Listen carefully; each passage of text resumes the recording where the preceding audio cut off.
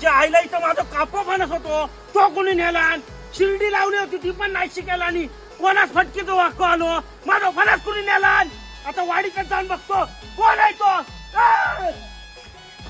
आईला हे मेल्याच्या घरात ताला लावून खाई गेलो यो. माझा फणस घरात लपवून नाही ठेवला नाही. संध्याकाळी येऊ दे बघतो त्याची. हे मेल्या घरातलो म्हातारो ना चोर आहे. याने खोपीत नाही ठेवला लाकडाच्या. भेटलो तर गेलोच तो पण.